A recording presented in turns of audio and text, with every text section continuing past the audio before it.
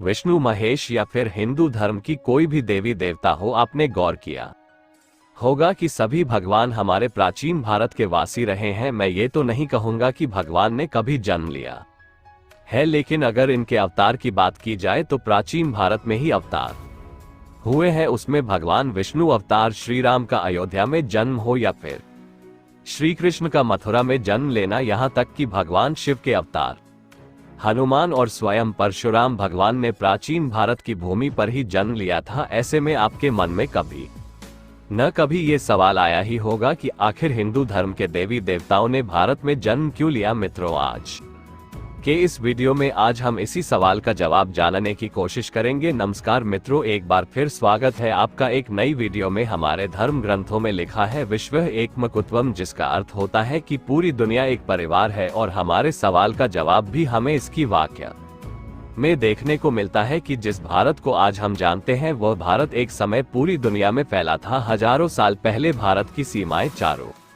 और समुद्र से जाकर मिलती थी। इस पृथ्वी पर जहां भी कोई भूभाग था वह भारत का हिस्सा था। उस समय इसे भारत नहीं बल्कि जम्मूद्वीप के नाम से जाना जाता था, लेकिन समय के बीतने के साथ साथ जम्मूद्वीप का ये भाग कम होता गया और उसकी सीमा भी सिमटने लगी। लेकिन आज से 1000 साल पहले तक भारत, जिसे हम अखंड भारत भी कहते हैं, एक बहुत ही बड़े भूभाग पर फैला हुआ था। 11वीं शताब्दी में स्वामी वेदव्यास द्वारा लिखी गई मार्कंडेय पुराण में हमें इस अखंड भारत की झलक देखने को मिलती है, जो आज का अफगानिस्तान, पाकिस्तान, श्रीलंका, भूटान, बांग्लादेश और चाइना के बहुत बड़े हिस्से तक फैला था। इस समय प्राचीन भारत को मेरु वर्ष के नाम से जाना जाता था। इस समय मेरु वर्ष में कई हिंदू देवी देवताओं का निवास स्थान था। मार्कंडेय पुराण की माने तो मेरु वर्ष के पश्चिमी हिस्से में मौजूद हिमालय पर्वत की श्रृंखला में भगवान ब्रह्मा का निवास स्थान था, जिसे उस समय ब्रह्मपुरी के नाम से जाना जाता था। इसके अलावा इसी ब्रह्मपुरी के पास 8 और शहर थे, जिसमें अलग अलग हिंदू देवी देवता रहते थे, जिनमें से एक शहर में देवताओं के राजा इंद्र का भी वास था। चलिए जानते हैं आखिर मेरु वर्ष को, जिसे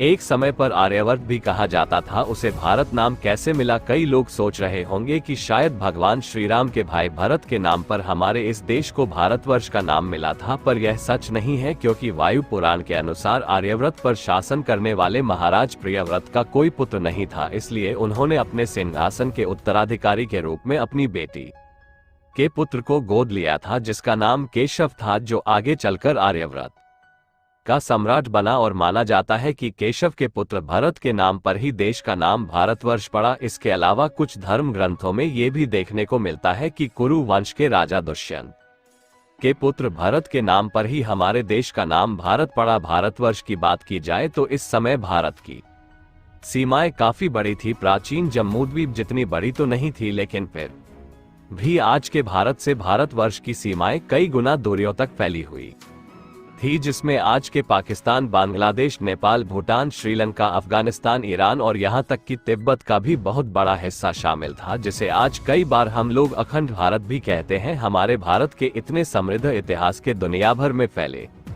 होने के कारण ही आज हमें हमारे प्राचीन भारत की संस्कृति के निशान मिलते हैं और हिंदू धर्म से जुड़े देवी देवताओं के मंदिर पूरी दुनिया में देखने को मिलते हैं। इंडोनेशिया, थाईलैंड देश में भी एक समय हिंदू धर्म का बोलबाला था, जिसके निशान हमें आज भी इन देशों में मौजूद प्राचीन मंदिरों और यहाँ मौजूद भगवान की मूर्तियों के रूप में देखने को मिलते हैं, जिनमें कई मूर्तियां तो कई हजार साल पुरानी है। इंडोनेशिया के जावा में मौजूद ब्रह्मानंद मंदिर इंडोनेशिया के कुछ सबसे बड़े हिंदू मंदिरों में से एक है, जहां आज भी ब्रह्मा, विष्णु, महेश जी की मूर्तियों की पूजा की जाती है। यहां पर की गई रिसर्च से हमें देखने में मिलता है इस मंदिर का निर्माण आज से करीब 1200 साल पहले किया गया था। यह मंदिर इतना प्राचीन है कि यूनेस्को की विश्व धरोहर सूची में शामिल किया गया है। इसके अलावा भी इंडोनेशिया में तमन सरस्वती मंदिर और सिंगसरी शिव मंदिर मौजूद हैं, जिन्हें आज भी इंडोनेशिया की सरकार ने काफी संभाल कर रखा हुआ है, क्योंकि इंडोनेशिया के लोग इन हिंदू मंदिर को अपने देश के इतिहास की धरोहर मानते हैं। इसके अलावा अगर आप थाईलैंड के राष्ट्रीय चिन्ह को देखेंगे तो आप समझ जाएंगे कि थाईलैंड का राष्ट्रीय प्रतीक गरुड़ देवता को बनाया गया है। कुछ समय पहले खुदाई में मैक्सिको में भी भगवान गणेश और महालक्ष्मी जी की प्राचीन मूर्तियां